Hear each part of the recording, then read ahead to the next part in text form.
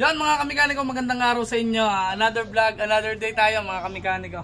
Yan, pakikita ko naman sa inyo mga kamikaniko yung tangke nung ating nire-restore na Suzuki Export. At yun, pipinturahan na natin yung tangke dahil kita nyo naman, natapos na natin dun sa ating huling vlog yung makina. Yan, tadi ngayon naman ay pakikita ko sa inyo yung tangke. At yun nga din, makalawang din pala siya. Ang una natin ginawa dun sa tangke nating ni-restore, yung ibang kasing may-ari ng tangking yun nilagyan natin tornilyo. Ngayon sabi may nakapag-comment, lagyan daw natin ng suka. Yan, susubukan naman natin ngayon mga kamikaniko. Bababada natin ng suka. Pero pakikita ko muna sa inyo mga kamikaniko yung tangke. Ito yung tangke.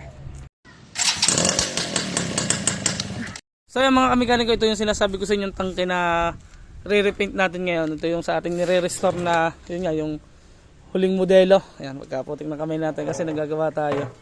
Ngayon ay tatanggalin muna natin lahat yung pintura. Yan, yung sticker, saka yung pintura. Tapos tingnan natin kung saan may butas. Tapos tayo ay siguro yan, lilinisin natin yung loob. Gamitan natin ng suka siguro. Napanood ko ay suka lang. Yan, lilinisin natin, bababada natin. Pero bago natin babada, lilinisin muna natin yung baka may butas kasi sayang yung bababad natin. Yan, kaya linisin muna natin, hinangan muna natin. O yan, para makita natin kung saan may mga tama yung tangke niya. Yan. Ang gagamitin lang natin ng strip sole. Tapos yan, balitaan ko kayo mamaya pagka malinis na. Tapos babada naman natin ng suka. Let's go. Mga kamikaniko, yan. Ito yung may mga hinang. Marami siyang butas mga kamikaniko. Yan, ito yung unang pagkalaking butas. Yan. Tapos dito sa likod, ito yung likod niya. Tad-tad ng butas mga kamikaniko. Yan, Hindi ko na nilinis yung, hindi ko na pinantay yung nasa ilalim kasi hindi naman kita. Yung pa nasa gilid. Talaga napakarami pero napakalinis na ng loob niya na. Abang-abangan nyo pag natapos natin. Pakita ko sa inyo, tanggalin ko to tape. Kasi nalagyan ko na ng tape Kaya bugahan lang natin ng anti-corrosion mga kamikaniko. Yung lagi natin ginagawa. Yan. Anti-corrosion. Na-update ko lang kayo mga kamikaniko sa ating ginagawa. Ayan. Anti-corrosion tapos yung isang primer. Update ko ulit kayo maya-maya mga kamikaniko pag nabugahan na natin ng anti-corrosion. At tayo magmamasilya. Tari nga pala, may pink-out. Yan, may pink-out nga pala siya. Ayan. Edi update ko na lang ulit kayo mga kamikaniko pagka atin na patungan na ng anti-corrosion.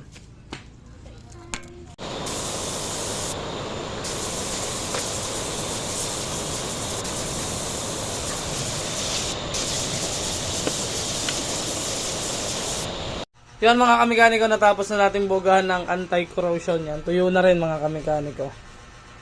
Yan, ngayon naman mga kamikaniko, bago nating masilyahan tong mga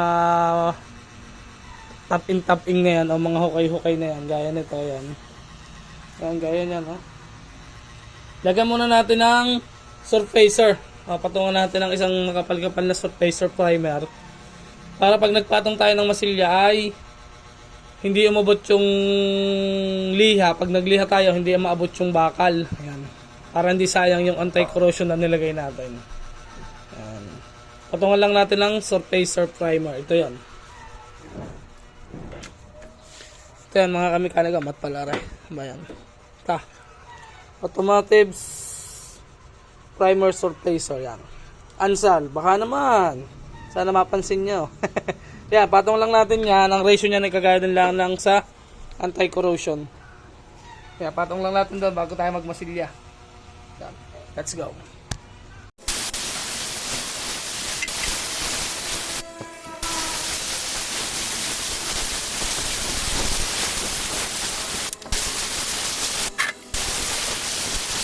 Yan mga kamikaniko, natapos na nating i-primer ng surfacer. Yan. Ito na yung kinalabasan niya. Yan. Binilugan ko na nga rin pala mga kamikaniko yung mga mamasilyahan natin. Yan lang naman. Tapos yan. Masilyahan na natin mga kamikaniko. Ang gamit ko lang na masilya dyan ay yung polytop. Yan lang gamit natin. Kasang bayan. Nare. Ito sa inyo. Yan. Nare. Ano natin gagamitin. Yan lang. Ginagamit ko mga kamikaniko.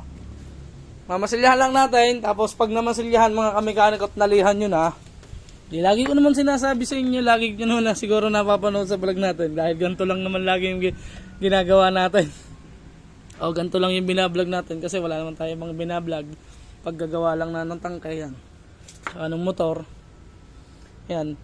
Sunod yung gagawin pag nalihan nyo na, ipapatungan nyo ulit ng gantong surfacer primer. Yan. Update ko na lang ulit kayo mga kamekaniko pag namasilyahan natin, tapos patungan ulit natin ng surfacer primer. Update lang mga kamekaniko. Yan, may ganun lang naman ang simpleng pag-repaint ng ating mga tangke. Yan. Update mga kamekaniko.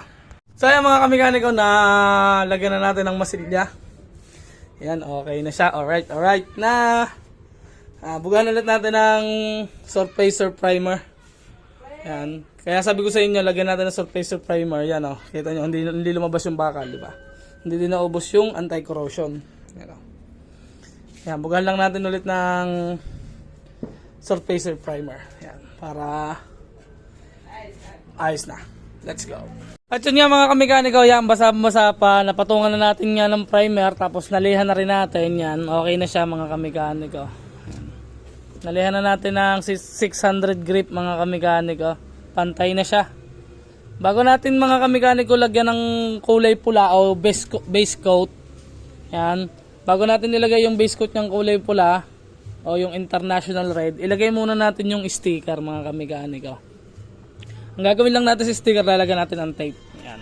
Lalagyan lang natin ng tape na clear yung sticker bago ikakapit natin dito mga kamekaniko. Yan, lagyan lang natin ng sticker mga kamekaniko. Tapos magbe-base coat na tayo. Ginagawa ko yung procedure na yun mga kamekaniko para yung sticker medyo lumubog ng konti.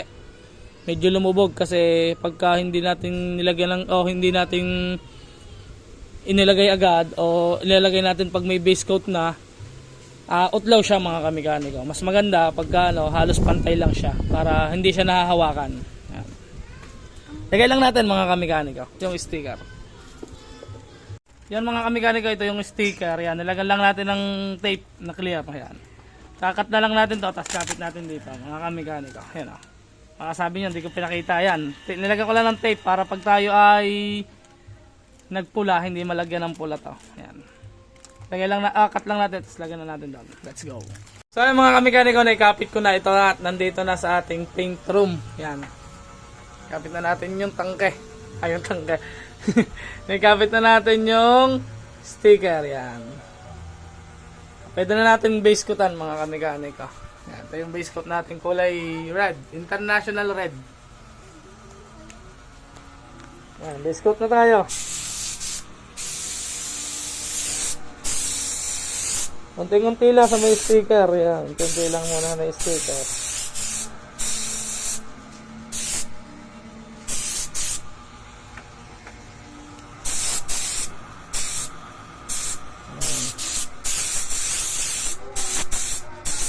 Ayan lang.